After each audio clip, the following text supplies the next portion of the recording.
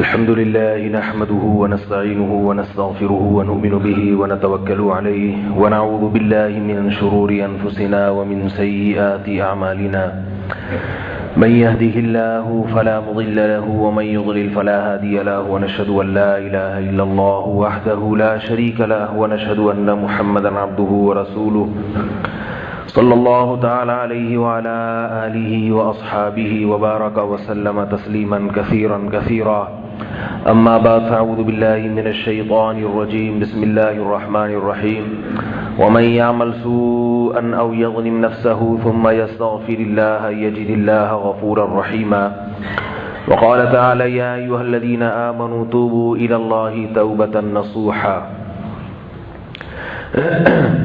آج ربیع الاول کی 13 تاریخ ہے اور دسمبر کی 25. ایک عید عیسائیوں کی گزری اور ایک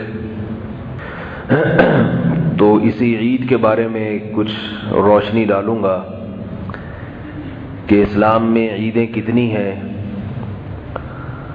اور اہل بدعت نے کتنی بنا لی ہیں، ان کے دلائل کیا ہیں، اس کے جوابات کیا ہیں. مختصر، زیادہ گہرائی میں نہیں جاؤں گا کیونکہ گل ویلے دی دے پھل موسم دا، یہ بار بار مثال سناتا رہتا ہوں. بات مختصر ہو، جامع ہو، دلائل مختصر ہوں، جامع ہوں. اللہ تعالیٰ نے اپنے حبیب صلی اللہ علیہ وسلم کو جو دین دیا جسے اسلام کہا جاتا ہے،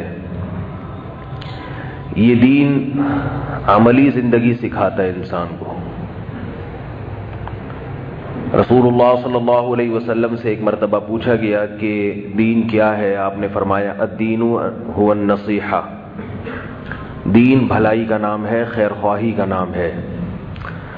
پوچھا کس کے لیے؟ فرمایا اللہ کے لیے، اس کے رسول کے لیے اور عام مسلمانوں کے لیے. یعنی اللہ کے بھی حقوق ادا ہوں، اس کے رسول کے بھی حقوق ادا ہوں اور عام مسلمانوں کی بھی حقوق ادا ہوں. اور اگر کبھی کوئی حق تلفی ہو جائے تو اللہ نے پھر توبہ کا دروازہ رکھا ہے. اللہ کے حقوق کیا ہیں؟ اللہ تعالیٰ نے جو چیزیں ہم پہ فرض کی ہیں ہم ان کو پورا کریں. 5 نمازیں فرض کی ہیں، 5 وقت نماز ادا کریں. رمضان کے روزے فرض کیے، روزے رکھیں. رسول صلی اللہ علیہ وسلم کا حق کیا ہے؟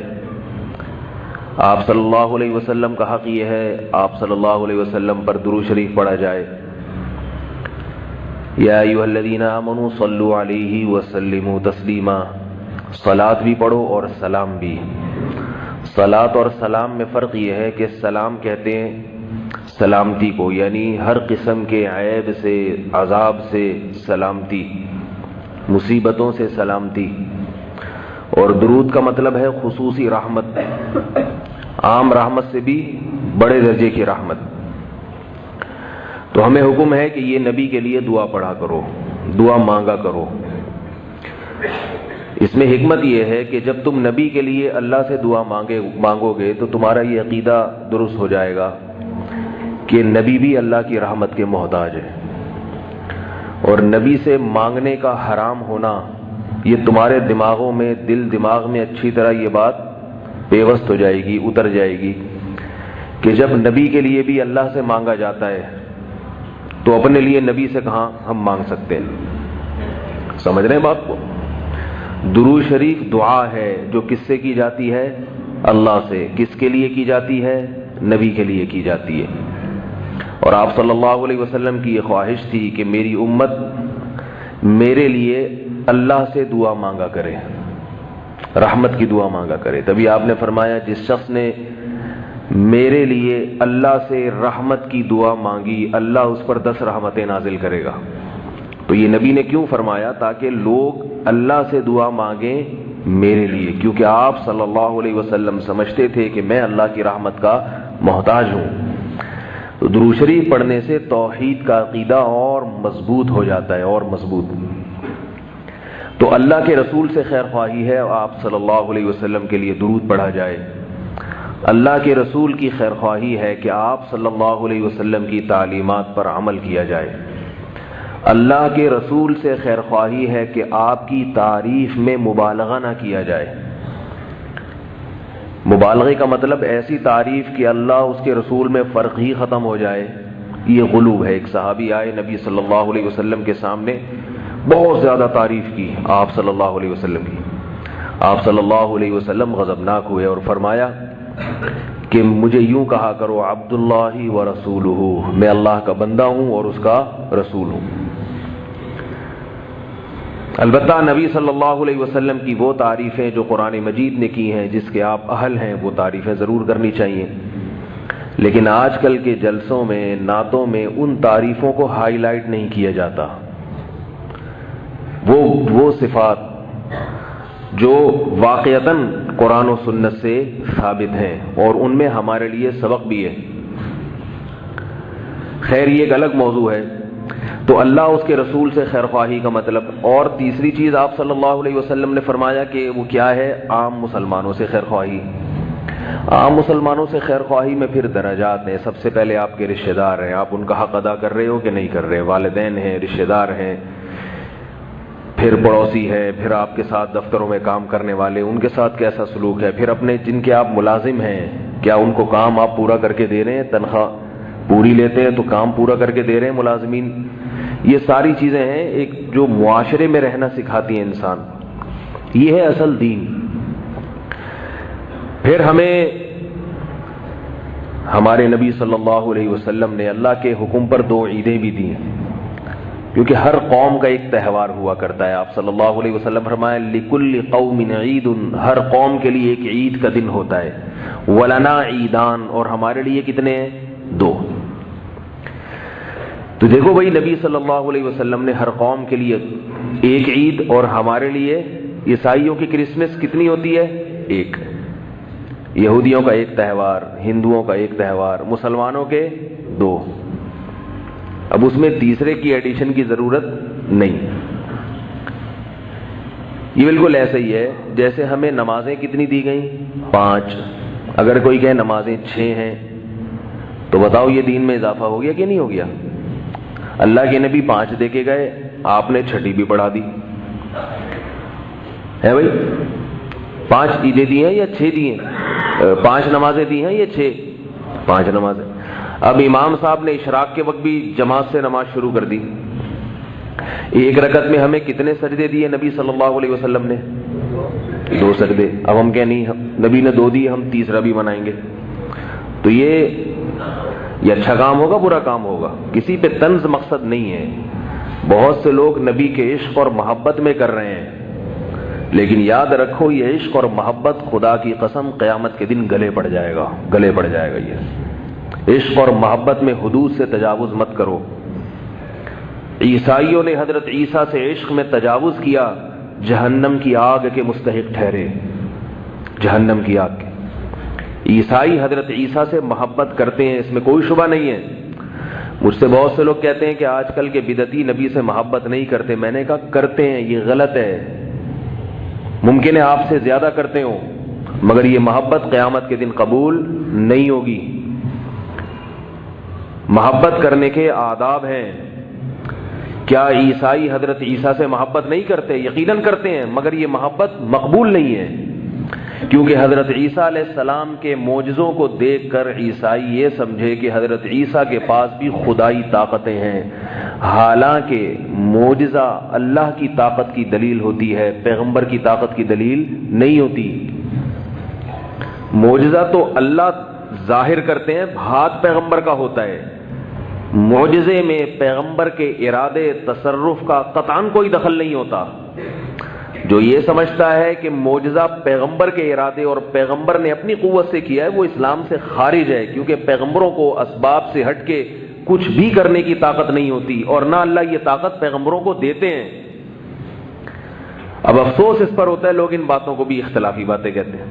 بھائی یہ تو کلمے کا حصہ ہے۔ میں ایک چھوٹا سا واقعہ سناتا ہوں، کئی بار پہلے بھی سنایا ہے، یہ میرے بیان کی تمہید سمجھ لیں آپ، جو یہ واقعہ بتا رہا ہوں۔ لوگ کہتے ہیں نہیں ادھر جاؤ، وہ چینل والوں کے پاس جاؤ، وہ اپنی طرف گھسیٹ رہا ہے، ادھر وائٹ والوں کے پاس ہو، یہ اپنی طرف گھسیٹ رہے ہیں، یہ کیا ہے؟ مولوی لڑا رہے ہیں آپس میں۔ میرے بھائی مولوی لوگ لڑا رہے ہیں بعض لڑا رہے ہوتے ہیں اور بعض اس لڑائی میں بچاؤ کا کام کر رہے ہوتے ہیں. بعض دفعہ بچاؤ کرنے والے کو بھی پھڈے باز کہہ دیا جاتا ہے. حضرت مفتی شفیع صاحب رحمہ اللہ تعالی سے کسی نے کہا کہ یہ مولوی لوگ اپنے آپ کو دین کا ٹھیکیدار کیوں سمجھتے ہیں؟ دین کا ٹھیکیدار کیوں سمجھتے ہیں کہ ہم سے پوچھو، ہم جو کہہ رہے ہیں وہ صحیح ہے. انہوں نے فرمایا ٹھیکیدار نہیں، چوکیدار. ٹھیکیدار میں اور چوکیدار میں فرق ہے. ٹھیکیدار وہ ہوتا ہے جس نے ٹھیکہ لیا ہوا اور اس کی مرضی سے ہوگا. چوکیدار وہ ہوتا ہے کہ ہوگا اللہ کی مرضی سے، لیکن یہ چوکیداری کر رہا ہے کہ وہ غلط چیز کو آنے نہیں دینا اندر. علماء کی دو قسمیں ہوتی ہیں، علماء سوء اور علماء حق. علماء سوء قرآن میں ان کا بھی ذکر ہے، علماء حق قرآن میں ان کا بھی ذکر ہے.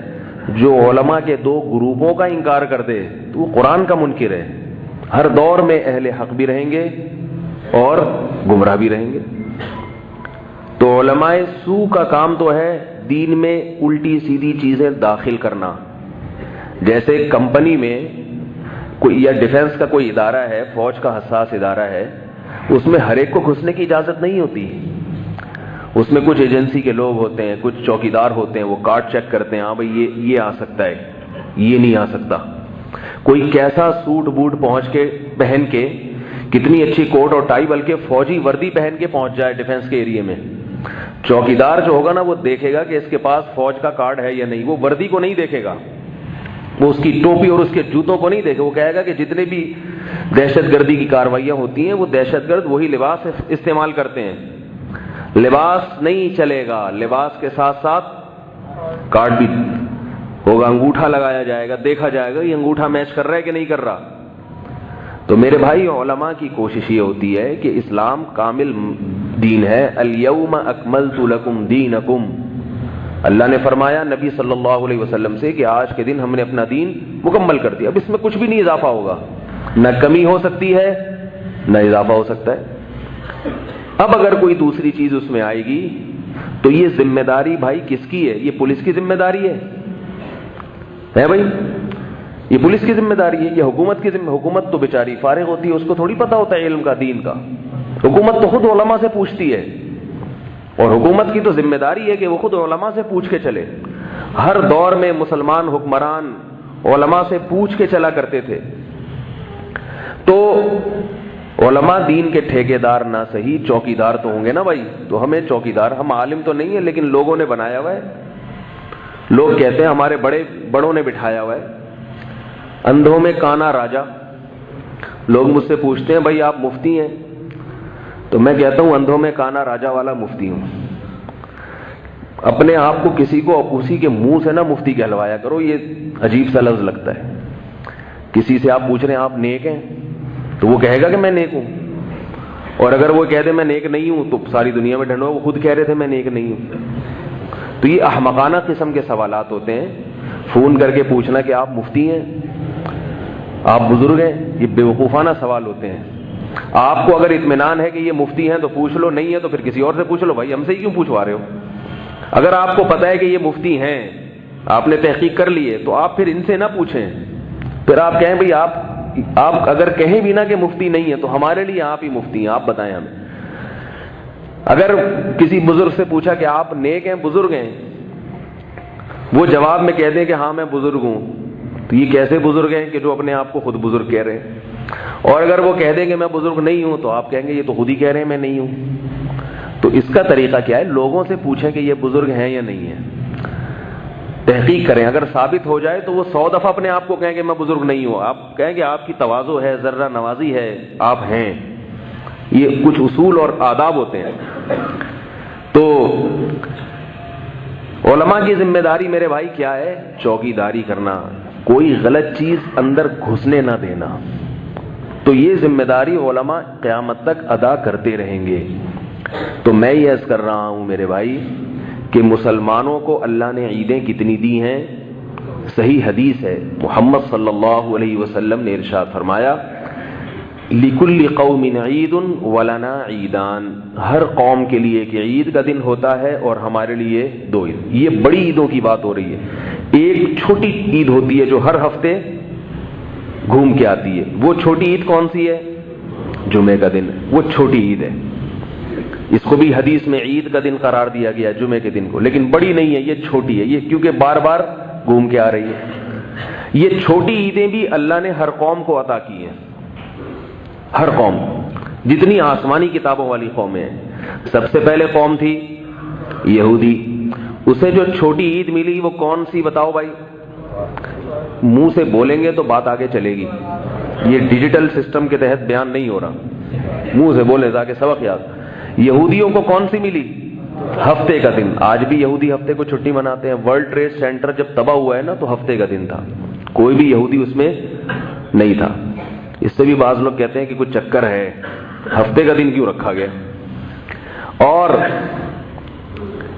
یہودیوں کے بعد کون سی قوم آئی؟ عیسائی قوم آئی۔ یہودیوں کے بعد اتنا تو پتا ہے نا، عیسائی، موسیٰ علیہ الصلوۃ والسلام کی قوم تھی یہودی۔ پھر اللہ نے آپ صلی اللہ علیہ وسلم سے تقریباً 700 سال پہلے بھیجا حضرت عیسیٰ علیہ الصلوۃ والسلام۔ حضرت عیسیٰ علیہ الصلوۃ والسلام کے ماننے والے عیسائی کہلاتے ہیں۔ ہفتے کے بعد کون سا دن آتا ہے؟ اتوار۔ تو عیسائیوں کو کون سا دن ملا؟ اتوار کا دن ملا۔ یہ دن ریپیٹ ہوتا ہے۔ اس کے بعد ہم آئے تو ہمارا کون سا ہونا چاہیے تھا بھائی اس ترتیب کے لحاظ سے؟ ہے بھائی پیر کا دن۔ لیکن پیر کا دن محمد صلی اللہ علیہ وسلم کا یوم ولادت ہے۔ آئی بات سمجھ میں؟ تو یوم ولادت کا تقاضا بھی تھا کہ ہمیں پیر کا دن ملتا، اور اس ترتیب کا تقاضا بھی تھا کہ ہمیں پیر کا دن ملتا۔ اس کے باوجود اللہ نے ترتیب الٹ دی، ریورس گیئر ہو گیا بالکل۔ پیر کے بجائے ہم کہاں چلے گئے؟ پیچھے چلے گئے، جمعے کے دن۔ شاید اس میں یہ حکمت تھی کہ نبی کا یوم ولادت کو عید نہ سمجھو۔ آئی بات سمجھ میں؟ لوگ یہ کہہ سکتے تھے کہ آپ صلی اللہ علیہ وسلم کی پیدائش چونکہ پیر کے دن ہوئی ہے اس لیے ہمارا جمعہ پیر کے دن ہوا کرے گا۔ منع کر دیا، اسلام کسی کے دن منانے کی اجازت نہیں دیتا۔ یوم ولادت منانا یہ سالگرہ ہے۔ دیکھو اچھا یہ پہلے ایک بات مکمل کر لوں پھر آگے چلتا ہوں۔ دوسری بات یہ کہ بعض لوگ یہ کہتے ہیں کہ آپ صلی اللہ علیہ وسلم نے پیر کا دن منایا ہے، آپ صلی اللہ علیہ وسلم پیر کے دن روزہ رکھتے تھے۔ یہ دلیل بھی دیتے ہیں بعض لوگ۔ صحیح بخاری کی حدیث ہے کہ آپ صلی اللہ علیہ وسلم پیر اور جمعرات کا روزہ رکھتے تھے۔ پیر کا روزہ رکھتے تھے تو پوچھا گیا، فرمایا یہ میرے ولادت کا دن ہے اس لیے روزہ رکھتا ہوں۔ تو بعض لوگ یہ کہتے ہیں کہ دیکھو نبی نے اپنے ولادت کا دن منا لیا نا۔ آ رہی ہے؟ مولوی صاحب کی بات 10-15 منٹ تک تو سب کی سمجھ میں آتی ہے، اس کے بعد سب آہستہ آہستہ سونا، سگنل غائب ہونا شروع ہو جاتے ہیں۔ تو سگنل ذرا پوری توجہ کے ساتھ بحال رکھیں اپنے۔ وہ کہتے ہیں، بعض لوگ یہ کہتے ہیں کہ پیر کا دن رسول اللہ صلی اللہ علیہ وسلم نے منایا ہے تبھی تو روزہ رکھا، یہ منانا ہی تو ہے۔ اس کا جواب سنیں، کسی بھی دن کو سیلیبریٹ کرنا یا منانا روزہ رکھ کے نہیں ہوتا۔ سیلیبریٹ کرنا یا منانا یہ ہمیشہ کھانے پینے سے ہوتا ہے۔ آج تک دنیا کی کوئی ایسی قوم نہیں گزری جو روزہ رکھ کے خوشی منا رہی ہو۔ نہ مسلمانوں میں ایسا ہوتا ہے، نہ یہودیوں میں۔ کسی بھی خوشی کے موقع پر دیکھو بھائی، آپ کے بیٹے کی ولادت ہوئی، خوشی ہے نا، روزہ رکھتے ہو یا بکرے کاٹتے ہو؟ کھاتے پیتے ہو یا کھاتے بھی ہو کھلاتے بھی ہو؟ اور حدیث میں ہے کہ بکرے کاٹو، دمبے کاٹو، گائے کاٹو، عقیقہ کرو، خوشی کا موقع ہے۔ تو ہم کیا کرتے ہیں اس میں؟ اس کو سیلیبریٹ کرتے ہیں، مبارکباد، بھائی مبارک ہو آپ کے بیٹا پیدا ہوا، لڑکی پیدا ہوئی ہے، ایک بکرا ایک دمبا، یہ بتانے کے لیے کہ لڑکی بھی خوشی کی چیز ہے۔ ٹھیک ہے لڑکے میں زیادہ ہوتی ہے لیکن لڑکی میں بھی خوشی ہونی چاہیے۔ لڑکی منحوس نہیں ہے، رو نہیں اس پہ، خوشی ہے تبھی تو ایک دمبے کا حکم ہے، یہ بتانے کے لیے۔ ٹھیک ہے بیٹا ہوتا تو دگنی خوشی ہوتی لیکن بیٹی سے بھی خوشی ہونی چاہیے۔ لوگوں کو کھلاؤ کھانا، آج کل کیونکہ ہندو زدہ معاشرہ ہے نا ہمارا، ہندوؤں میں بہت رہے ہیں تو اس لیے سارے کام ہندوؤں والے کر رہے ہیں، رو رہے ہوتے ہیں اوپر سے۔ تو اللہ تعالیٰ جب کوئی قوم اللہ کی کسی نعمت پہ ناقدری کرتی ہے تو اللہ تعالیٰ اس کی ریشو بڑھا دیتے ہیں۔ آج کل کیا ہو رہا ہے کہ لوگ نسل کو روک رہے ہیں کہ ہم سے بچے پلتے نہیں ہیں، اس کا نتیجہ نکلا اللہ بیٹیاں دینا شروع کرتے ہیں دھڑا دھڑا، بیٹے کی لالچ میں بیٹیاں پیدا کرو، ٹھیک ہے نا. تو یہ اللہ کی طرف سے عذاب آتا ہے. اس لیے لڑکیوں کا گروتھ ریشو بہت بڑھ گیا ہے. اگر معاملہ اللہ پہ چھوڑ دو، جتنی اللہ نے دینی ہے، جتنے بیٹے دے جتنی بیٹیاں دے، میں اس کی تقدیر پہ راضی ہوں، وہ کھلانے والا پالنے والا وہ ہے، تو گروتھ ریشو خود بخود اعتدال پہ قائم ہو جائے گا. تو بچہ پیدا ہوتا ہے، ہم کیا کرتے ہیں بھائی؟ مٹھائی کی باتیں ہوتی ہیں. ایسا نہیں ہوتا کہ آپ قحط کی باتیں شروع کر دیں. شادی ہوتی ہے، ولیمہ ہوتا ہے، تو اس میں کیا ہے؟ روزہ رکھتے ہیں. ہے بھائی؟ کوئی آپ سے کہے میری شادی ہوئی ہے، آپ فوراً مٹھائی کی بات کرتے ہو کہ نہیں کرتے؟ بھائی ہاں ہوں کرو گے تو بات کروں گا، مجھے پھر میرے سے توجہ سے سنیں گے تو بات ہوگی، ورنہ میں کوئی پروگرام یا لیکچر پیش کرنے کے لیے نہیں آتا یہاں پہ. تو ایسا نہیں ہوتا کہ جیسے یونیورسٹیوں میں ہوتا نا 1 گھنٹے کے اتنے پیسے ملتے ہیں، تو پروفیسر صاحب لیکچر ڈیلیور کر کے چلے جاتے ہیں، ان کو پیسے مل جاتے ہیں. مجھے پیسے نہیں ملتے الگ سے کوئی اس تقریر کے. اس لیے بات سنیں گے سمجھیں گے تو بات کروں گا، نہیں کریں گے تو پھر میں ایک پیپر دے دوں گا، اس کو گھر بیٹھ کے پڑھ لیے گا آپ لوگ.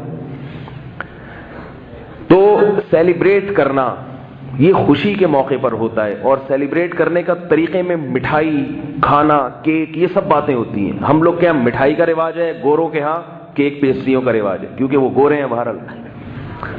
ظاہر ہے وہ ہماری طرح تھوڑی ہیں کہ وہ جاہل مٹھائی جلیبی کھا رہے ہیں. تو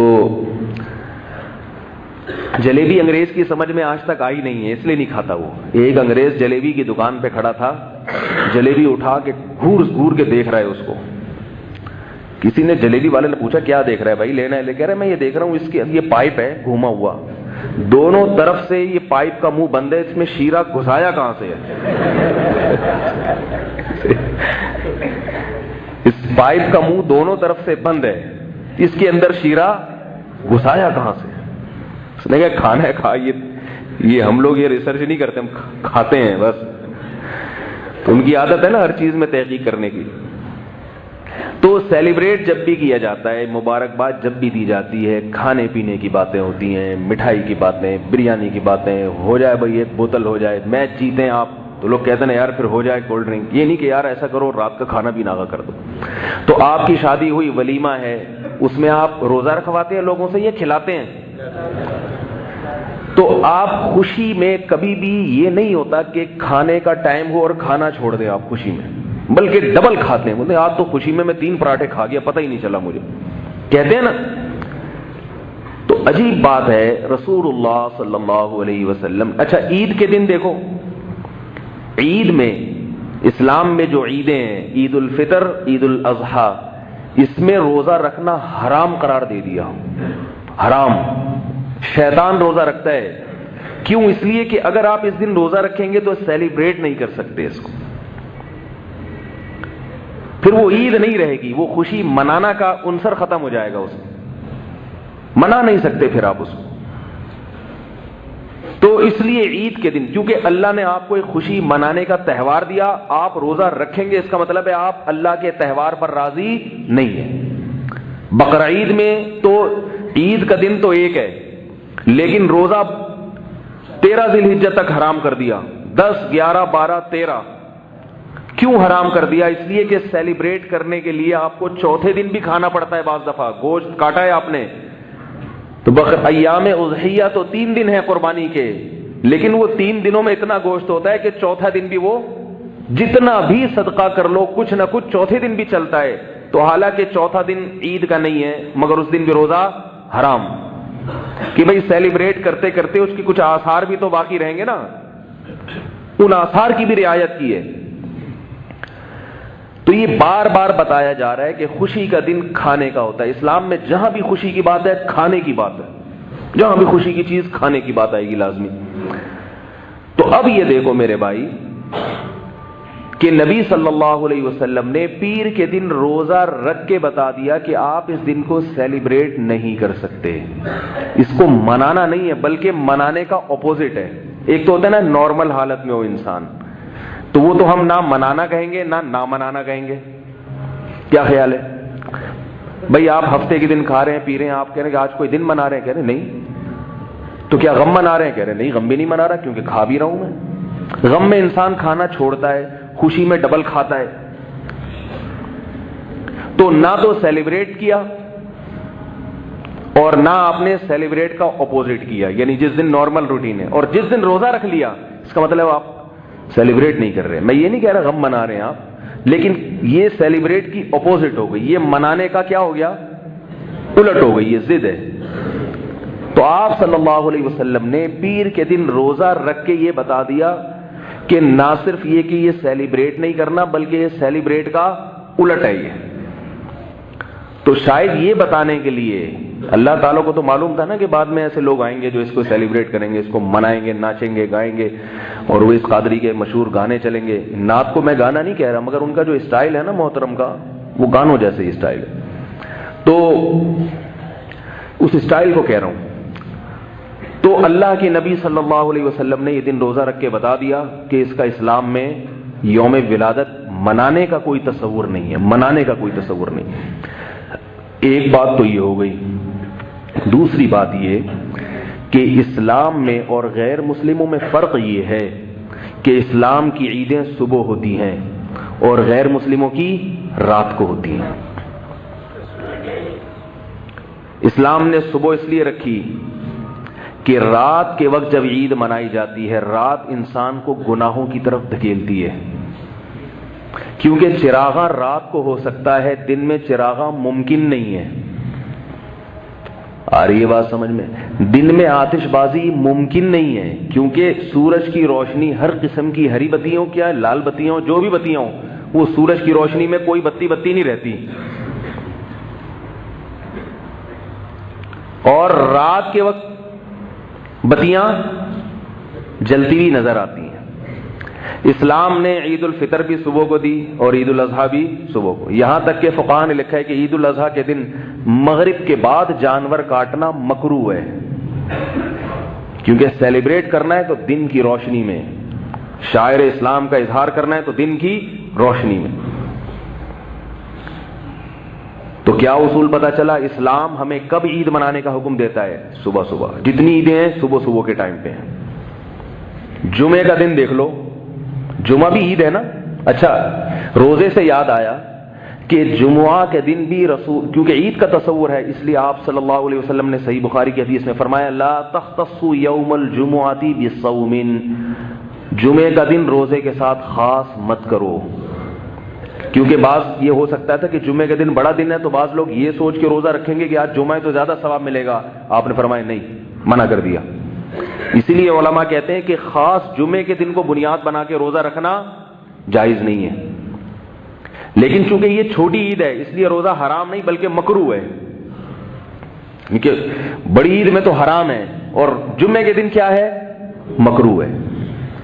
ہاں اگر کسی کا پہلے سے روزہ رکھتا آ رہا ہے، جیسے ایام 20 کے روزے رکھتا ہے کوئی، تو اس میں جمعہ آ گیا تو ایک الگ بات ہے، وہ ایام 20 کے روزے کہلائیں گے، جمعے کا روزہ نہیں کہلائے گا. یا کسی کی چھٹی جمعے کو ہوتی ہے، اس کو روزہ جمعے کے دن آسان لگتا ہے اس لیے رکھ رہا ہے، وہ جمعے کی وجہ سے نہیں رکھ رہا بلکہ وہ اس لیے کہ میری چھٹی ہے اس لیے رکھ رہا ہے، وہ ایک الگ چیز ہے. اسپیشل جمعے کو بنیاد بنا کے روزہ رکھنا جائز نہیں ہے. اس سے بھی پتہ چلتا ہے کہ جمعے کا دن چونکہ عید ہے نا، عید اس لیے اس میں بھی روزہ رکھنا منع کر دیا. تو اس سے پتہ چلا کہ جو عید ہے اس میں روزہ نہیں ہو سکتا. تو آپ صلی اللہ علیہ وسلم نے پیر کے دن روزہ رکھ کے بتا دیا کہ یہ عید نہیں ہو سکتا، یوم ولادت عید نہیں ہو سکتا. جمعے کے دن خطبہ ہوتا ہے، 2 رکعتیں ہوتی ہیں. عید الفطر میں بھی خطبہ ہوتا ہے، 2 رکعتیں ہوتی ہیں. عید الاضحیٰ میں بھی خطبہ ہوتا ہے، 2 رکعتیں ہوتی ہیں. عید کی نماز کے لیے بھی اجتماع ضروری ہے. 1-2 آدمی نہیں پڑھ سکتے عید کی نماز، جبکہ عام جماعت میں 1-2 آدمی بھی پڑھ لیتے ہیں. جمعے کے لیے بھی اجتماع ضروری ہے. ساری وہی شرطیں ہیں جمعے کی جو عید اور بقرعید کی شرطیں ہیں. اور دن کا، اس میں بھی دن کا وقت رکھا گیا. دوپہر کو نماز ہوتی ہے، جمعے کی نماز عشاء میں نہیں ہوتی. تو سیلیبریٹ کرنے کے لیے یہ بھی کب رکھا گیا ہے؟ دن کی روشنی میں. اس میں بھی بتیاں اور چراغ اور آتش بازی ممکن نہیں ہے کیونکہ آتش بازی کی جو لائٹیں ہیں وہ دن کی روشنی میں نمایاں نہیں ہوتی. تو اب دیکھو عیسائی کب مناتے ہیں؟ رات کو. کل رات 12 بجے کے بعد عیسائیوں نے منانا شروع کر دی. اس میں جو انہوں نے کرنا تھا، جو بھی حساب کتاب ہوتا ہے ان کا، وہی جانتے ہیں، ہم نہیں جانتے اس کو. تو لیکن وہ سارے 12 بجے تیار شیار ہو کے دھو دھا کے نہا دھو کے نکل آتے ہیں سڑکوں پہ. اتنا ہم نے دیکھا ہے. ہمارے علاقے میں کوئی عیسائی تھے تو ایک دن میں نے دیکھا کہ وہ پتہ نہیں کیا ہو رہا ہے، جب نہا دھو کے پتہ چلا 12 بجے کے بعد نکل رہے ہیں سارے. تو یہ خود کیونکہ رات کا وقت گناہوں کی طرف آتش بازی کی طرف لے کے جاتا ہے انسان کو، گناہوں کی طرف لے کے جاتا ہے. اس لیے اسلام نے عیدیں رکھی ہیں دن کے وقت. صبح صبح اٹھو، نہا دھو کے نماز پڑھو، چلو اور گھر جا کے کھاؤ پیو، بس یہی عید ہو گئی. جبکہ جو ہمارے ہاں 12 ربیع الاول منائی جاتی ہے اس میں اصل جو جشن منایا جاتا ہے وہ کس وقت؟ رات، کیونکہ دن کو منانے کا مزہ ہی نہیں ہے. دن میں وہ نہ ہری بتیاں نظر آئیں گی نہ لال بتیاں. منوڑا کو کسی نے بتایا کہ اتنا زبردست سجایا گیا سمندر کو لانچ پہ، خوب خوبصورت لائٹیں اور یہ وہ، تو یہ دن میں تو ہو ہی نہیں سکتی بھائی. تو یہ خود اس کی علامت ہے کہ یہ ایک بدعت چیز ہے جو شریعت کے مزاج کے خلاف، کہیں سے بھی شریعت کے لحاظ سے یہ میچ نہیں کرتی ہے. یہ تو جب ہے جب 12 تاریخ کو یوم ولادت مان لیا جائے، فرض کر لیا جائے تو ہے، پھر یہ منانا جائز نہیں ہے. لیکن حقیقت یہ ہے کہ 12 تاریخ یوم ولادت ہے ہی نہیں. حضرت عمر رضی اللہ تعالیٰ عنہ کے دور میں آپ نے دیکھا کہ صلح حدیبیہ میں جو درخت تھا نا جس کے نیچے بیعت کی تھی صحابہ کرام نے، 1400 صحابہ نے موت پر بیعت کی تھی. تو وہ درخت بڑا مبارک تھا کیونکہ قرآن مجید میں اس کا تذکرہ آیا، اذ یبایعونک تحت الشجرۃ. اللہ راضی ہو گیا ان صحابہ سے جو آپ سے بیعت کر رہے تھے درخت کے نیچے. اب کیا ہوا، کیونکہ وہ بعد میں جب کمزور ایمان والے لوگ آئے تو وہ حضرت عمر نے پہلے ہی درخت کٹوا دیا تاکہ پوجا پاٹ نہ شروع ہو جائے. لیکن اب کچے ایمان والے جو ہوتے ہیں نا، جن کو عشق کا جنون تو ہوتا ہے مگر عشق کے آداب نہیں پتہ ہوتے ان کو. آج کل عشق ایسا ہے جیسے ایک پیر صاحب تھے، ان میں تواضع اتنی تھی کہ وہ اپنے جوتے کسی کو اٹھانے نہیں دیتے تھے. پٹھان بھائی ناراض نہ ہو، کیونکہ یہ ہمارے حضرت سنایا کرتے تھے اور یہ بتاتے تھے کہ ان کے پٹھان مرید نے ایسا کیا. تو وہ جب تک میں ان بزرگوں نے جن کا بتایا نا تو وہ نام نہیں لوں گا تو وہ مزہ نہیں آئے گا پھر. تو ہمارے استاد بھی ہیں، بہت سارے پٹھان ہیں، ہمارے شاگرد بھی ہیں. تو کسی قوم کی تضحیک یا مذاق اڑانا مقصد نہیں ہے، بلکہ یہ ان کے جذبے کو بیان کرنا مقصد ہے کہ وہ محبت ایسے ہوتی ہے. تو حضرت گنگوہی نے لکھا ہے اور ہمارے حضرت رحمہ اللہ بھی بیان کرتے تھے کہ ایک پٹھان مرید تھے، گاؤں دیہات سے آئے تھے، دیہاتی تھے. وہ دیہاتیوں کے زیادہ آداب وداب نہیں پتہ ہوتے.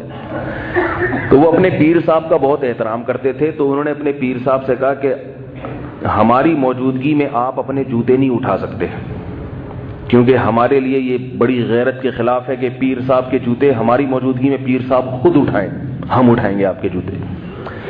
پیر صاحب کہتے تھے کہ ان میں تواضع اتنی تھی، پہلے زمانے کے پیروں میں کچھ تواضع بھی کافی زیادہ ہوا کرتی تھی. اور جن میں یاد رکھو جو اپنے جوتے اٹھواتے ہیں اس کا یہ مطلب نہیں کہ ان میں تواضع نہیں ہے، بعض میں تربیت کا عنصر غالب ہوتا ہے.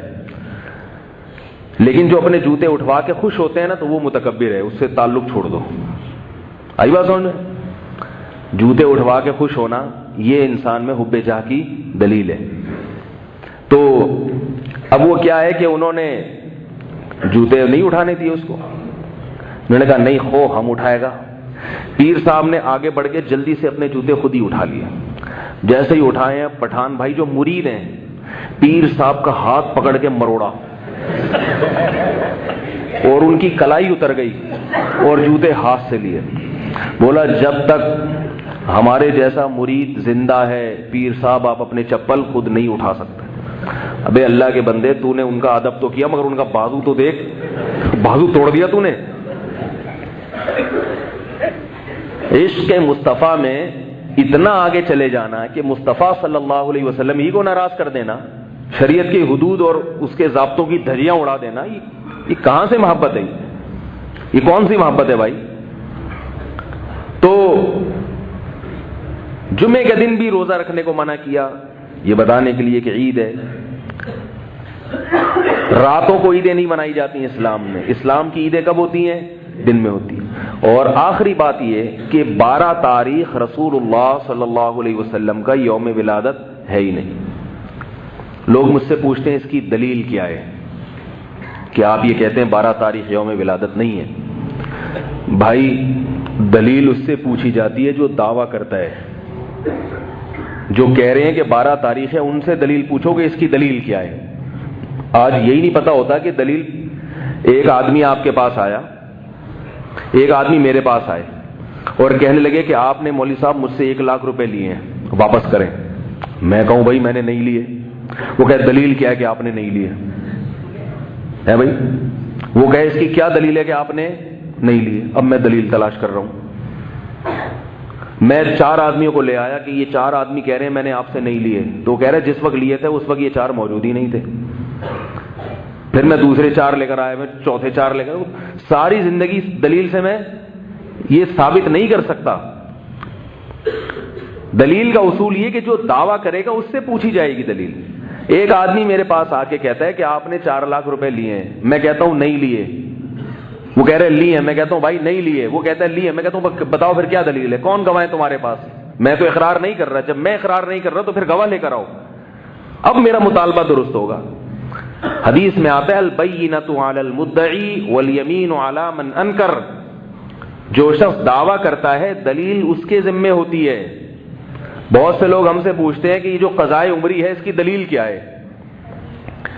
کہتے ہیں نا بھائی 20 سال نماز نہیں پڑھی تو اب قضائے عمری پڑھنا ضروری ہے۔ علماء کہتے ہیں نا، چاروں مذاہب کے علماء کہتے ہیں، حنفی بھی، مالکی بھی، شافعی بھی، حنبلی بھی، سارے 1400 سال میں جتنے بڑے بڑے فقہاء ہیں سب یہی کہتے ہیں کہ حتیٰ کہ علامہ ابن تیمیہ رحمۃ اللہ علیہ وہ بھی یہی کہتے ہیں کہ آپ کے ذمے بہت ساری نمازیں قضا ہو گئیں تو وہ پڑھے بغیر معاف نہیں ہوں گی۔ اب لوگ ہمیں پوچھتے ہیں کہ فلانے پروفیسر صاحب نے بیان کیا ہے، فلانے صاحب نے، انہوں نے کہا ہے کہ قضا عمری کا اسلام میں کوئی تصور نہیں ہے۔ ہم کہتے ہیں تصور ہے، تو وہ کہتے ہیں اپنے مفتی صاحب سے پوچھو کہ اس کی کیا دلیل ہے، 20 سال کی نمازیں اگر ہو جائیں تو وہ بھی پڑھنا ضروری ہے۔ یہ بھی احمقانہ سوال ہے۔ بھائی آپ دعویٰ کر رہے ہو کہ نماز پڑھے بغیر ذمے سے ساقط ہو جاتی ہے، تو آپ نے دعویٰ کیا ہے، آپ کوئی حدیث پیش کرو کہ نمازیں جب زیادہ ہو جاتی ہیں تو بغیر پڑھے معاف ہو جاتی ہیں، آپ کے ذمے دلیل پیش کرنا۔ یہ الٹی کہانی چل رہی ہے۔ اس لیے میں یہ کہتا ہوں کہ اس دور میں تفقہ اور بصیرت نہیں ہے، علم ہے، علم کچھ حدیثیں پڑھ لیتے ہیں لیکن وہ دماغ میں جو گہرائی ہوتی ہے، عمق ہوتا ہے حدیث کو سمجھنا، وہ نہیں ہے۔ اسی لیے ہم کہتے ہیں بھائی ان لوگوں کو چھوڑو، ان مجتہدین کے پیچھے چلو، ائمہ اربعہ کے پیچھے چلو جن کو اللہ نے اجتہادی صلاحیتیں دی تھی، ان کے پیچھے چلو۔ حدیث ان کے پاس بھی ہے، ان کے پاس بھی ہے۔ ان کی رائے اور ان کی رائے میں جب اختلاف ہوگا تو یہ نہیں ہے کہ ان کے پاس حدیث اور وہ رائے، بلکہ حدیث کا ایک مطلب یہ بتاتے ہیں اور ایک مطلب وہ بتاتے ہیں۔ یہ جو مطلب بتاتے ہیں وہ غلط ہے، وہ جو مطلب بتاتے تھے وہ صحیح ہے۔ تو یہ 2 رائے کا اختلاف ہے، اس لیے اس میں مجتہدین کی رائے کو ترجیح دینی چاہیے۔ تو خیر، جو یہ کہتے ہیں نا کہ 12 ربیع الاول رسول اللہ صلی اللہ علیہ وسلم کا یوم ولادت نہیں ہے، اس کی کیا دلیل ہے؟ تو ان سے آپ یہ پوچھا کریں کہ جو یہ کہتے ہیں کہ یہ یوم ولادت ہے ان سے دلیل پوچھی جائے گی۔ ایک بھی صحیح حدیث پیش کر کے دکھا دیں جس میں آتا ہو کہ نبی کی وفات کب ہوئی ہے، 12 تاریخ کو ہوئی ہے۔ ایک بھی حدیث نہیں ہے۔ اتنا بڑا دعویٰ کر دیا، بات ختم ہو گئی، اب دکھائیں۔ اب یہ نہیں ہے، یہ دلیل نہیں ہوتی کہ فلانے نے فلاں کتاب میں یہ لکھا ہے کہ 12 تاریخ ہے، فلانے نے فلانے کتاب میں لکھا ہے کہ 12 تاریخ۔ تو کتاب میں لکھنے میں کتنا ٹائم لگتا ہے بھائی؟ ایک صاحب سے میں نے کہا کہ یہ جو نماز جنازہ کے بعد تم اجتماعی دعا مانگتے ہو یہ درست نہیں ہے، اس کو چھوڑ دو۔ وہ مجھے کہنے لگے اس کی کیا دلیل ہے کہ نماز جنازہ کے بعد اجتماعی دعا نہیں ہے؟ میں نے کہا نبی صلی اللہ علیہ وسلم نے کہیں بھی ثابت نہیں ہے کہ نماز جنازہ کے بعد مستقل آپ صلی اللہ علیہ وسلم نے دعا مانگی ہو۔ انفرادی کا بھی ثبوت نہیں ہے، اجتماعی تو بہت دور کی بات۔ کہنے لگے نہیں، یہ منع کہاں ہے؟ کون سی کتاب میں منع ہے؟ کون سی حدیث میں ہے کہ نہیں کرو؟ میں نے کہا تو حدیث میں یہ نہیں ہوتا کہ یہ نہیں کرو، بس جو کرنے کا حکم دے دیا اس کے علاوہ کے بارے میں یہی ہے کہ اس میں اپنی طرف سے اضافہ نہ کرو۔ ایک چھوٹی سی بات کر کے آگے چلتا ہوں۔ دیکھو آج کل ایک مسجدوں میں ایک نیا حساب شروع ہو گیا ہے۔ امام صاحب کیا کرتے ہیں کہ جنازہ کا اعلان کر دیا کہ نماز کے بعد جنازہ ہوگا، پھر اس جنازے سے پہلے دعا مانگنا شروع کر دیتے ہیں. یہ بھی بہت مسجدوں میں شروع ہو گیا حساب کتاب. ایک مسجد میں ظہر کی نماز پڑھتا ہوں عموماً آتے ہوئے, جب جامعہ سے آ رہا ہوتا ہوں تو ظہر میری راستے میں ہوتی ہے, تو وہ وہاں جنازے بہت آتے ہیں روزانہ. جب بھی دیکھو نماز پڑھ کے, وہ امام بھی نہیں ہے, مؤذن صاحب ہیں وہاں جو نماز پڑھاتے ہیں, نائب امام, وہ ہر جنازے سے پہلے دعا مانگ رہے ہوں گے, اے اللہ یہ جو انتقال ہو گیا ہے اللہ ان کی مغفرت کر دے. بھائی جنازہ اللہ نے رکھا کیوں ہے؟ اس لیے تو رکھا ہے کہ ان کے لیے کھڑے ہو کر اس مخصوص طریقے سے دعا مانگو. اس میں تاخیر ہو رہی ہے, اور وہ کیا ہے کہ یہاں ان کا اپنا پروگرام چل رہا ہے. تو یہ بھی بدعت ہے. کہیں آپ کو نظر آئے تو امام کی عزت اور احترام کے ساتھ طنز نہ کریں, اس کے اوپر عزت احترام کے ساتھ اس کو پرچی پہ لکھ کے بھاگ جائیں وہاں سے. یہ بتا رہا ہوں, بھاگ جائیں وہاں سے. کیونکہ امام, اللہ نہ کرے, میں نے اپنے بعض لوگوں سے سنا ہے کہ اگر وہ پتہ چل گیا نا کہ آپ ہیں, کیونکہ بعض تو ہوتے ہیں متواضع, وہ تو کہتے ہیں چلو اس نے ہماری غلطی پر مطلع کیا, لیکن بعضوں کی طبیعت میں, کیونکہ ہر طرح کی دنیا میں لوگ پائے جاتے ہیں, شرارت ہوتی ہے. پھر وہ آپ کو جمعے کی نماز میں نہیں معاف کرے گا. آپ کہیں بھی نظر آ گئے نا, پورا بیان آپ کے اوپر ہو جائے گا کہ آج کل لوگ آتے ہیں پرچی پکڑا کے بھاگ جاتے ہیں. ایسا بھی ہوتا ہے. پھر امام کی اور عظمت دل میں خراب ہوتی ہے, اسی کے پیچھے نماز ہی پڑھتے ہیں, پھر اسی کی دل میں برائی آئے تو یہ نماز بھی خراب ہوتی ہے اس سے انسان کی. تو اس لیے ہمارے حضرت مفتی رشید احمد صاحب رحمہ اللہ فرماتے تھے کہ امام کو کسی غلطی پر متنبع کرنا ہو, پہلے تو علماء سے پوچھ لو کہ یہ غلطی ہے بھی یا نہیں ہے, ایسا نہ ہو آپ ہی غلطی پر ہو.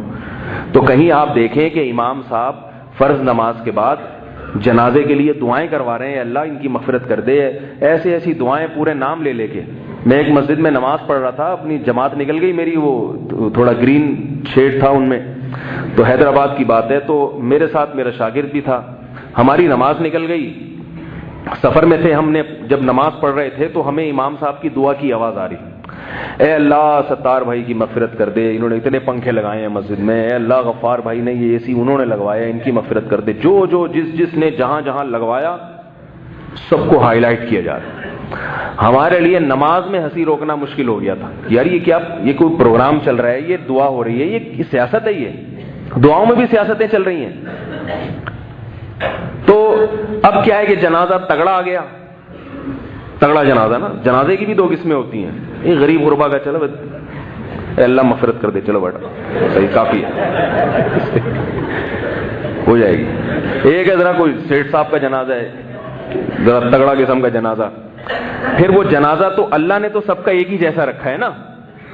اللہ نے جو مغفرت کی دعا, اللہم اغفر لحینا ومیتنا وشاہدینا, وہ تو سب کا, اور بھی حدیث میں دعائیں ہیں, وہ تو سب کی ایک ہی جیسی ہیں. اس میں یہ نہیں دیکھا جاتا یہ 20ویں گریڈ کا آفیسر ہے یا کوئی چپڑاسی ہے, موچی ہے, سب ایکویلٹی, سب برابر نظام رکھا اللہ نے. اب اگر امام صاحب جنازہ پڑھائیں گے جو چندہ دیا کرتے تھے, تو ان کا بھی شریعت میں ان کا بھی ویسا ہی ہے جو چندہ نہ دینے والے کا ہے, کوئی فرق نہیں. تو اب امام صاحب کیا کرتے ہیں کہ تھوڑا سا اپنی طرف سے تڑکا لگاتے ہیں تاکہ اس کے لواحقین کو پتہ چلے کہ ہم نے بھی دینا ہے, یہ سلسلہ ہمارا ختم نہیں ہونا چاہیے, ورنہ ہمارا بھی جو ہے نا وہ ہول سیل کے حساب سے ہو جائے گا جنازہ. تو وہ ریٹیل پرائس پہ جنازہ پڑھوانے کے لیے پھر امام صاحب نماز کے بعد پھر لمبی لمبی دعا مانگتے. جنازہ رکھا ہوا ہے, اسلام کہہ رہا ہے, شریعت کہہ رہی ہے کہ جنازے میں تاخیر مت کرو. نبی نے فرمایا حضرت علی سے 3 چیزوں میں تاخیر مت کرو. ان 3 چیزوں میں ایک کیا ہے؟ جنازہ.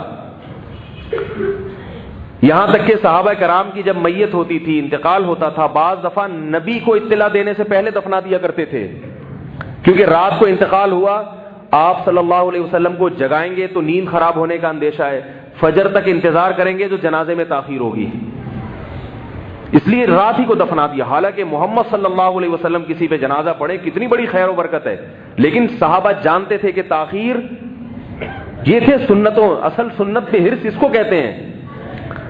تو اب کیا ہے کہ وہ امام صاحب کا پروگرام چلتا ہے نماز کے بعد, یا اللہ ان کی مغفرت کر دے, یا اللہ وہ جنازہ پڑھا ہوا ہے, وہ کہہ رہا ہے بھائی یہ مغفرت کے لیے اللہ نے جو طریقہ بیان کیا ہے جنازے کی دعا وہ پڑھو نا. تو جیسے نماز جنازہ کے بعد دعا جائز نہیں ہے, بدعت ہے, اسی طرح نماز جنازہ سے پہلے بھی ناجائز ہے. تو کہیں کسی مسجد میں دیکھیں, کیونکہ لوگ کہتے ہیں کہ آپ خود کیوں نہیں بتا دیتے, یاد رکھو ہر آدمی اپنی فیلڈ کو اچھا صحیح طرح سمجھتا ہے. مولوی صاحب جب ایک دوسرے مولوی صاحب کو اس طرح کی باتیں شروع کر دیں تو پھر تھوڑا سا دلوں میں کچھ خطرہ ہوتا ہے. تو اس لیے اس کا بہترین طریقہ یہ ہے, پرچی لکھیں اور ایسی جگہ ڈال کے غائب ہو جائیں وہاں سے, رائٹنگ سے بھی نہ پکڑے جائیں تو اس سے فائدہ ہوگا کہ وہ دیکھیں گے بھائی ذرا میں اس کی تحقیق کر لوں کیا واقعی ایسا ہے یا نہیں. ہر انسان سے خطا ہو سکتی ہے, میں کسی کی توہین نہیں کر رہا, مجھ سے بھی غلطیاں ہوتی ہیں بعض دفعہ, لوگ مجھے بتاتے ہیں, میں دیکھتا ہوں ہاں بھائی اگر یہ واقعی غلطی ہے تو میں اس سے رجوع کرتا ہوں, نہیں ہوتی تو بتا دیتا ہوں بھائی آپ کو غلط فہمی ہوئی ہے. تو کوئی بھی دنیا میں ایسا نہیں ہے جو ہے وہ دودھ کا دھلا ہوا ہو, اس سے کوئی خطا ہی نہ ہو سکتی ہو. تو کسی امام میں یہ غلطی دیکھیں تو طنز نہ کریں. ہمارے ہاں ہوتا یہ ہے کہ جب کوئی چیز سیکھتے ہیں تو جا کے پھر طنز شروع کر دیتے ہیں, وہ یہ کر رہے ہیں, وہ فلانے نے کہا تھا یہ بدعت ہے لہٰذا مولوی بدعتی ہیں. تو چھوٹی چھوٹی باتوں پہ بدعتی ہونے کا فتویٰ نہ لگایا کریں, بس سمجھا دیا کریں, اور ایک دفعہ سمجھا دیں اس کے بعد دوبارہ نہ چھیڑیں. ہمارے ذمے بات پہنچانا ہے, منوانا نہیں ہے. فتنہ وہاں کھڑا ہوتا ہے جہاں منوانے کے لیے مسلط ہو جاتے ہیں. امام مان نہیں رہا, پھر آپ منوا رہے ہیں, پھر جھگڑے, پھر کمیٹیوں میں فسادات, پھر مسجدوں میں 2 دھڑے. وہ اتنا برا کام نہیں تھا, لیکن یہ دھڑے بندیاں اس سے زیادہ برا کام ہو گیا. تو آپ نے بات پہنچا دی, آپ کا فرض ادا ہو گیا. منوانا آپ کا کام نہیں ہے, منوانا پولیس کا کام ہے. پولیس کیوں ہے, وہ بھائی جب کوئی نہیں مان رہا ہو تو ڈنڈے کے زور سے سمجھائے گی, وہ آپ نہیں منوا سکتے. اور اگر پولیس نہیں منوا رہی تو آپ پولیس بننے کی کوشش نہ کریں. سمجھ رہے ہیں بات کو؟ تو میں یہ عرض کر رہا تھا, کہاں سے بات چل رہی تھی بھائی؟ نہیں 12 ربیع الاول رسول اللہ صلی اللہ علیہ وسلم کی تاریخ پیدائش نہیں ہے. اگر کوئی کہتا ہے تو کوئی ایک حدیث پیش کرے, صحیح حدیث ہو. یہ نہ ہو کہ فلانے نے لکھا ہے تو فلانے نے لکھا ہے تو ڈمکانے نے لکھا ہے. تو وہ میں جنازے کی بات کر رہا تھا نا, جنازے کے بعد دعا کے بارے میں بار بار کہہ رہے تھے کہ کسی نے لکھا ہے کہ ناجائز ہے. میں نے کہا ہاں. تو کہنے لگے کس نے؟ میں نے کہا میں نے لکھا ہے. ابھی تھوڑی دیر پہلے میں گھر میں لکھ کے آ رہا ہوں, چھپ بھی جائے گا انشاءاللہ, تو بس وہ لکھا ہوا ہو جائے گا. تو لکھا ہوا تھوڑی دلیل ہوتا ہے, کوئی بھی کچھ بھی اٹھا کے لکھ لے. دلیل تو یہ ہوتی ہے کہ قرآن و سنت سے ائمہ مجتہدین جو قرآن و سنت ہی کی تشریح کرنے والے ہیں ان سے کیا ثابت ہے. تو باقی کسی نے بھی کچھ اٹھا کے لکھ دیا تو وہ اس کی کوئی گارنٹی نہیں ہے بھائی, وہ تو کوئی بھی کچھ لکھ سکتا ہے, تو کوئی دلیل نہیں ہے اس کی. اور فلکیات کی روح سے اگر دیکھا جائے, دیکھو آج انٹرنیٹ پہ سرچ کرو, آپ اسلامی تاریخ سے اپنی انگریزی تاریخ نکال سکتے ہو. کیا خیال ہے بھائی؟ دن بھی نکال سکتے ہو, تاریخ بھی نکال سکتے ہو. بہت زیادہ فرق آتا ہے تو ایک دن کا فرق آ سکتا ہے, اس سے زیادہ فرق نہیں آتا. جب آپ انٹرنیٹ پہ پرانی تاریخ ڈالیں گے نا انگریزی, گوگل پہ آج تجربہ کر کے دیکھیں اور دیکھیں کہ یہ تاریخ کے لحاظ سے میرے اسلامی تاریخ اور میرا دن کیا بنتا ہے, تو آپ کو بتا دے گا آپ کا دن یہ بنتا ہے اور آپ کی اسلامی تاریخ, اور وہ بتا دے گا کہ بھئی یہ ایک دن کا فرق اس میں ہو سکتا ہے. کیونکہ گوگل کو اس وقت نہیں پتا تھا کہ مفتی منیر صاحب نے کیا اعلان کیا تھا, چاند ہوا تھا کہ نہیں ہوا تھا. گوگل کیلکولیٹ کر کے بتاتا ہے بس. پشاور میں وہ ایک دن پہلے بتائے گا اگر سمجھدار ہوگا, اور کراچی میں ایک دن بعد بتائے گا. لیکن گوگل ابھی اتنی سمجھ نہیں آئی اس میں. ہر چیز گوگل سے پتہ چلتی ہے سوائے ایک چیز کے, وہ تو یاد ہے نا, وہ نہیں پتہ چلتی, وہ کسی اور وقت دوبارہ بتاؤں گا, بکم ہے. تو آپ گوگل پہ سرچ کریں 12 ربیع الاول رسول اللہ صلی اللہ علیہ وسلم کی جو عیسوی تاریخ پیدائش ہے. نبی صلی اللہ علیہ وسلم نے حجۃ الوداع جو کیا ہے وہ دن پر پورا اجماع ہے کہ وہ 9 ذی الحج تھی, اور دن کون سا تھا؟ جمعے کا. 9 ذی الحجہ جمعے کا دن, اور اگلے سال ربیع الاول میں آپ صلی اللہ علیہ وسلم کا انتقال ہوا پیر کے دن. کوئی ریاضی دان ذرا کیلکولیٹ کر کے دیکھے کہ جس سال آپ صلی اللہ علیہ وسلم کا انتقال ہوا اس سال 9 ذی الحجہ پڑ رہی تھی, جمعے کا دن. خیر اس سے تو وفات کا پتہ چلے گا, وفات کا. ولادت کا بھی اسی طرح کیلکولیٹ کیا جا سکتا ہے. یہ تو وفات کا پتہ چلے گا, اگلے سال وفات ہوئی ہے نا آپ کی, تو جس سال آپ صلی اللہ علیہ وسلم کی ولادت ہوئی ہے اس سال آپ صلی اللہ علیہ وسلم وہ جو ولادت ہوئی پیر کا دن تھا, اور اس پر بھی اتفاق ہے کہ مہینہ ربیع الاول کا تھا. تو آپ ذرا کیلکولیٹ کر کے یا کسی ریاضی دان سے دیکھیے, پوچھئے کہ کیا ربیع الاول میں 12 تاریخ کو اس سال پیر کا دن بیٹھ رہا ہے کہ نہیں بیٹھ رہا, تو وہ آپ کو بتائے گا کہ میچ ہی نہیں ہو رہی ہے, بلکہ پیر کا دن یا تو 8 تاریخ کو بیٹھ رہا ہے یا 9 ربیع الاول کو بیٹھ رہا ہے. اسی وجہ سے محقق علماء کہتے ہیں کہ اس بات کا زیادہ امکان ہے کہ آپ صلی اللہ علیہ وسلم کا یوم ولادت 8 ربیع الاول یا 9 ربیع الاول ہے, اور اس میں بھی 8 کو زیادہ ترجیح دی ہے. لیکن یہ بھی یقینی نہیں ہے. اس لیے یقینی نہیں ہے کہ صحابہ کرام نے آپ صلی اللہ علیہ وسلم کی ایک ایک چیز کو نوٹ کیا. آپ ہنستے تھے تو آپ کے دانت کتنے نظر آتے تھے, آپ صلی اللہ علیہ وسلم کھجور کیسے کھایا کرتے تھے, آپ صلی اللہ علیہ وسلم چلا کیسے کرتے تھے, آپ صلی اللہ علیہ وسلم بالوں کی مانگ کیسے نکالا کرتے تھے, آپ صلی اللہ علیہ وسلم کے سر میں کتنے بال سفید ہو گئے تھے. ایک ایک چیز نوٹ کی اور آگے امت کو بتائی. تو سوچئے کہ یوم ولادت اور یوم وفات نہ یا تو نوٹ نہیں کیا, نوٹ کیا تو آگے امت کو بتایا نہیں. یہ ہو نہیں سکتا کہ نوٹ نہ کیا ہو, یہ ممکن نہیں ہے. اس لیے کہ چلو ولادت میں تو کہہ سکتے ہیں نوٹ نہیں کیا, وفات کا دن تو معلوم ہونا چاہیے تھا نا. معلوم تھا مگر آگے نقل نہیں کیا تاکہ یہ امت برسیاں منانا نہ شروع کر دے, کیونکہ ولادت کے دن سے اور وفات کے دن سے کوئی شریعت کا حکم متعلق نہیں ہے. اس لیے صحابہ کرام نے نہ یوم ولادت کی تاریخ آگے امت کو بتائی اور نہ یوم وفات کی تاریخ امت کو بتائی,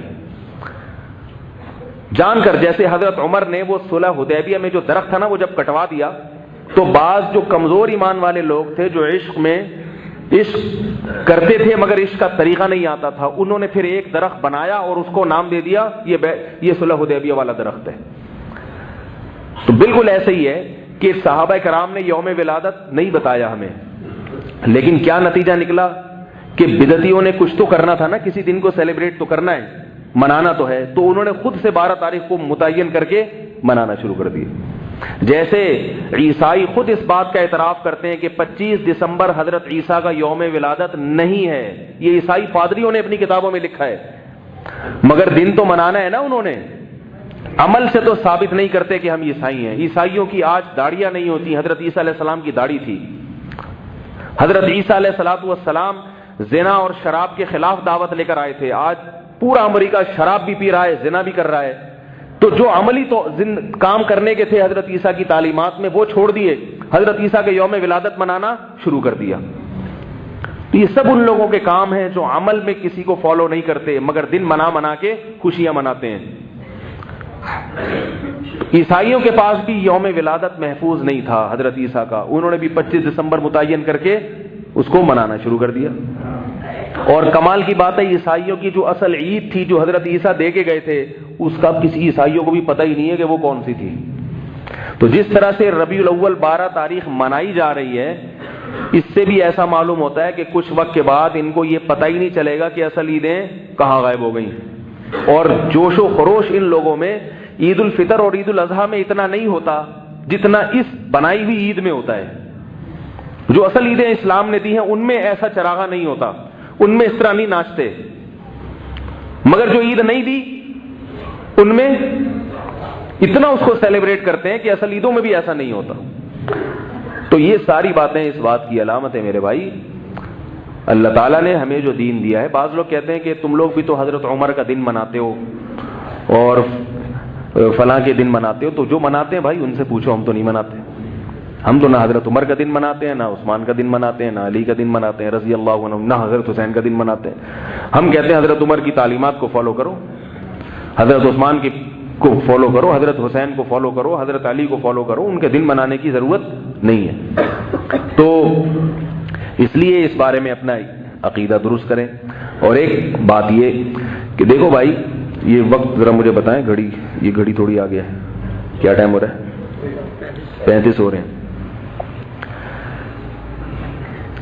اب اس دن کیا ہوتا ہے کہ بہت سارے لوگ منانے کے مختلف اسٹائل ہیں لوگوں کے.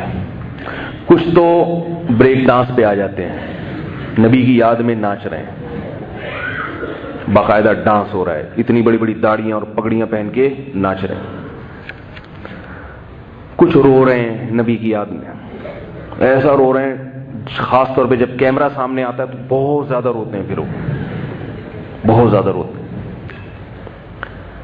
رونا دھونا یہ تنہائی میں اچھا لگتا ہے, مجمع میں رونا دھونا.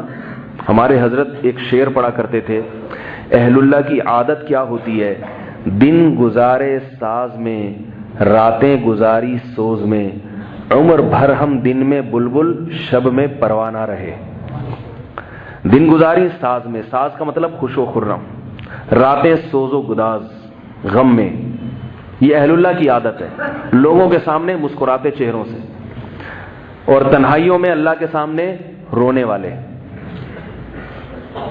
دن گزارے ساز میں، راتیں گزاری سوز میں، عمر بھر ہم دن میں بلبل کی طرح چہکتے ہیں خوش و خرم، شب میں پروانے کی طرح آگ کے گرد. جیسے پروانے کی صرف ایک چیز ہوتی ہے، آگ مل جائے جل جائے گا آگ میں. تو اہل اللہ کیا کرتے ہیں؟ تنہائیوں میں پروانے کی طرح اللہ کی ذات کے گرد گھومتے ہیں. وہ جو مجمع میں زیادہ رو رہا ہے تنہائیوں میں نہیں روتا، وہ فراڈی ہے، 2 نمبر ہے. آ رہی ہے بات سمجھ گئے نا کون مراد ہے؟ مجمع میں. اور یاد رکھو جو تنہائی میں ذکر نہیں کرتا، مجمع میں بیٹھ کے چیختا رہتا ہے ذکر اللہ، وہ بھی بدعتی ہے. حضرت عبداللہ ابن عباس رضی اللہ تعالی عنہ نے آخری عمر میں کچھ لوگوں کو مسجد میں زور سے ذکر کرتے ہوئے سنا. جتھا بنا کے بیٹھے ہوئے تھے، ذکر کر رہے تھے، ہوا لگے ہوئے تھے. حضرت عبداللہ بن عباس نابینا ہو گئے تھے. فرمائے کس کی آوازیں آ رہی ہیں؟ کہا ذکر کر رہے ہیں کچھ لوگ. خادم سے کہا پتھر اٹھا کے دو. اٹھا کے مارا ان کو. بولا ابھی رسول اللہ صلی اللہ علیہ وسلم کا انتقال ہوا ہے اور انہوں نے یہ بدعتیں شروع کر دی، ہم نے نبی کے وقت میں یہ بدعت نہیں دیکھی. اسپیکر آن کر کے ذکر ہو رہے ہیں. بھئی اللہ کو یاد کر رہے ہو، یہ پبلک کو پریشان کر رہے ہو. اللہ کو یاد کرو، تنہائی میں بیٹھ کے اللہ کا ذکر کرو. مسجد کے کونے میں بیٹھ جاؤ، جتنا مرضی ذکر کرنا ہے کرو. کس نے منع کیا؟ آج بعض مسجدوں میں کیا ہوتا ہے کہ وہ خاص طور پہ رمضان کی آخری راتوں میں وہ سارے جتھے بنا کے پورے محلے والے بیٹھے تھے، ہو ہا ذکر ہو رہے ہیں. کیا ہے یہ کون سا طریقہ ہے ذکر کا؟ بھائی کوئی غیر مسلم یہ منظر دیکھ کے اسلام قبول کرے گا؟ دیکھو نماز کو دیکھ کے بہت سے غیر مسلموں نے اسلام قبول کیا، اتنی خوبصورت عبادت ہے. روزے کو دیکھ کے بہت سے غیر مسلموں نے اسلام قبول کیا، مگر یہ اس طرح مسٹنڈوں کی طرح بیٹھا ہوگا نا، ہو ہا کر رہا ہوگا، وہ کہے گا یہ بھی کچھ ہمارے یہاں کچھ ہوتے ہیں دیوانے، یہ بھی وہی ہیں. جو سنت طریقہ ہے اور جو صوفیہ کرام بعض دفعہ ضربیں بتاتے ہیں کہ اللہ ہو کی ضربیں لگائی جائیں، وہ ضربیں بذات خود مقصود نہیں ہوتی.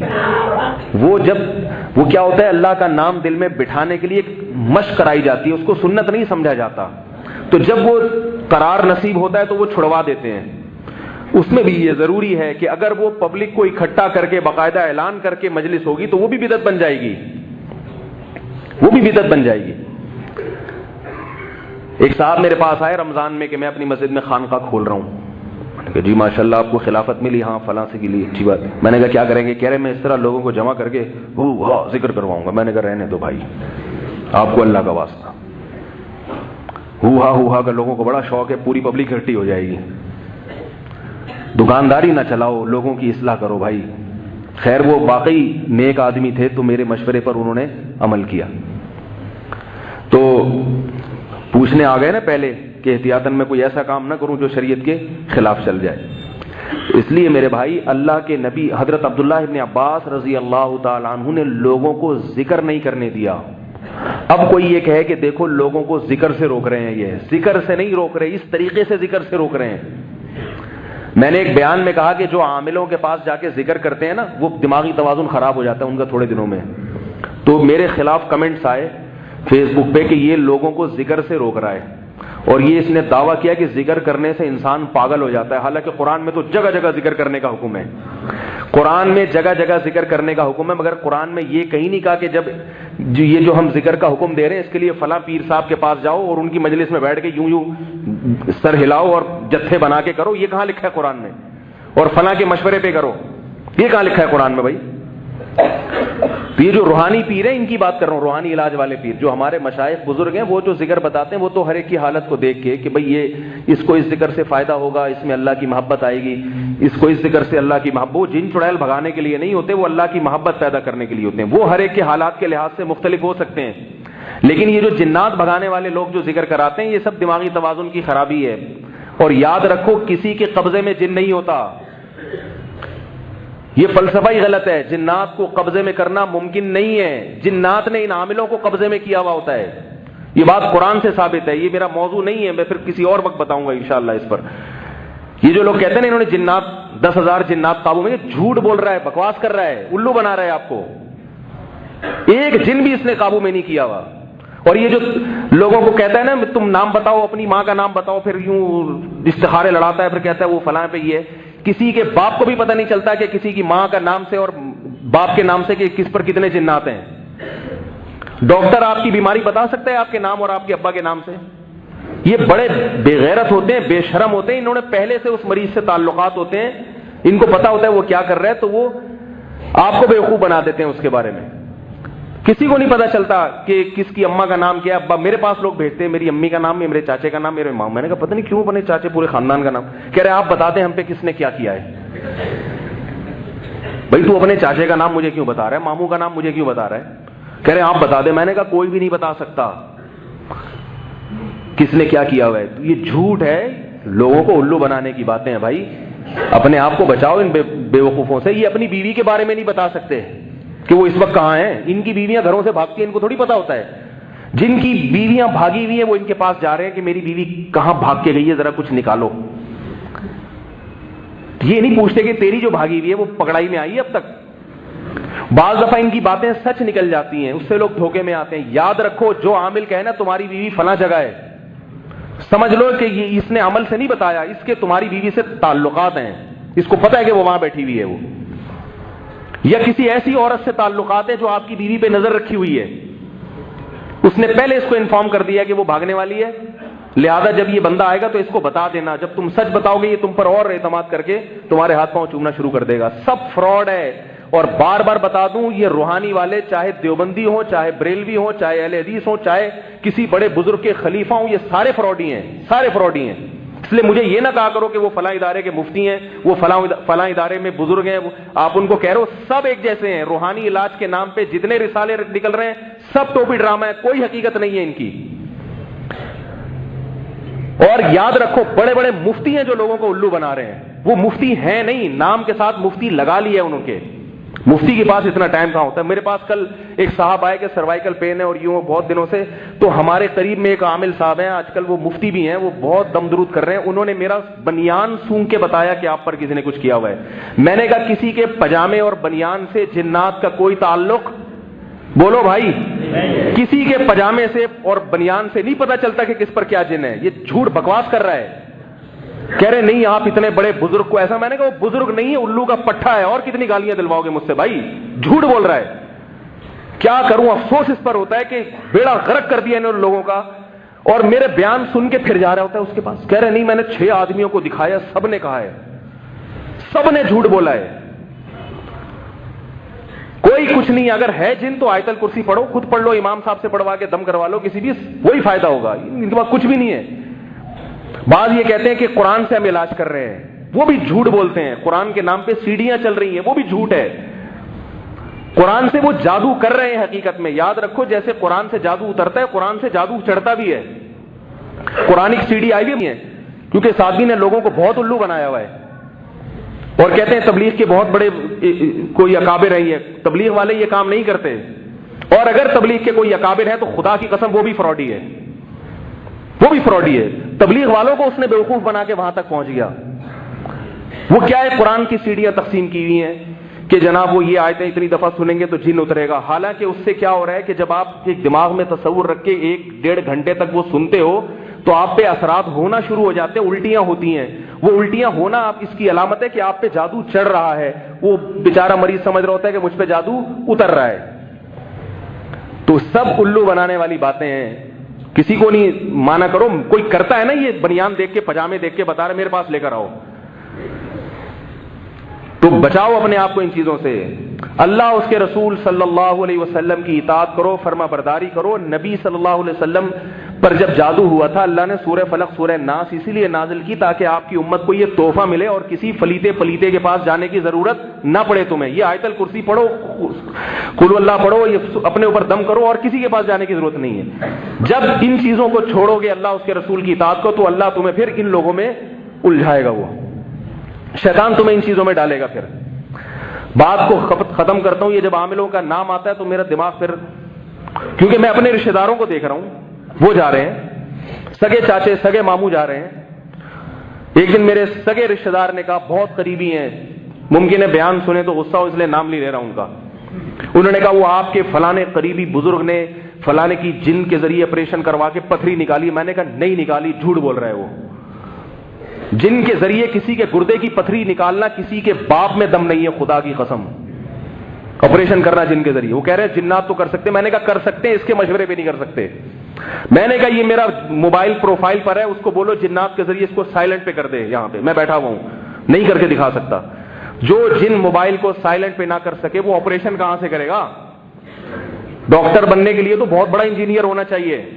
اور یاد رکھو یہ جو واقعات ہوتے ہیں نا, یوں کر دیے, یہ سب شعبدے ہوتے ہیں, نظر کے دھوکے ہوتے ہیں. نظر کا دھوکہ ایک باقاعدہ فن ہے, یہ سیکھا جاتا ہے. دیکھ نہیں رہے یوٹیوب پہ آج کل کیسے میجک شو آ رہے ہیں, جناب اس سے رومال سے کبوتر بنا کے نکال دیتا ہے, تو وہ نظر کا دھوکہ ہوتا ہے. تو ان کے پاس بھی نظر کے مسمرزم ہوتا ہے, نظر کے دھوکے ہوتے ہیں. بعض دفعہ یہ بتا دیتے ہیں آپ کی جیب میں کیا ہے, بعض دفعہ بتا دیتے ہیں, دماغ پڑھ لیتے ہیں بعض دفعہ مسمرزم کر کے, لیکن اس سے کچھ بھی نہیں ہوتا. بتا دیا تو کیا ہے جیب میں, دیکھ کے بتا دو جیب میں کیا ہے. اس سے نہ اس کو کوئی آپ کی بگڑی بنا سکے گا, یہ نہ آپ کا کوئی نقصان پہنچا سکے گا. اور ان لوگوں کا بزرگی سے کوئی تعلق نہیں ہوتا, یہ بزرگ بن کے بیٹھے ہوئے ہوتے ہیں الو بنانے کے لیے لوگوں کو.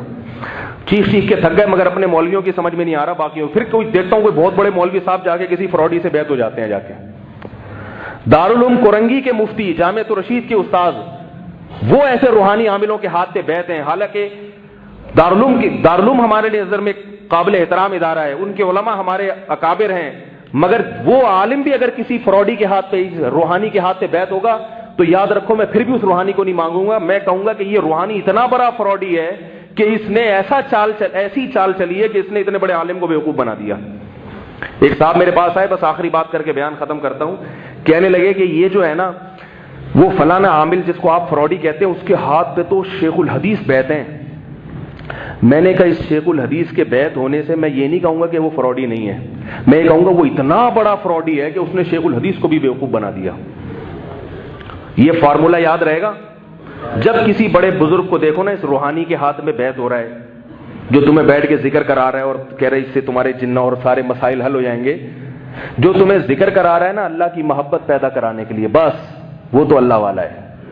اور جو تمہیں کرانا نا یہ میرے سامنے بیٹھ کے یہ گھما لے, اس سے تیری بیٹی کی شادی ہو جائے گی, تو اس کی محفل میں اگر کوئی بہت بڑا شیخ الحدیث بیٹھ رہا ہے تو اس روحانی پیر سے پھر بھی متاثر ہونے کی ضرورت نہیں ہے. بولو یہ اتنا بڑا فنکار ہے کہ اس نے اتنے بڑے بزرگ کو بھی بیوقوف بنا دیا.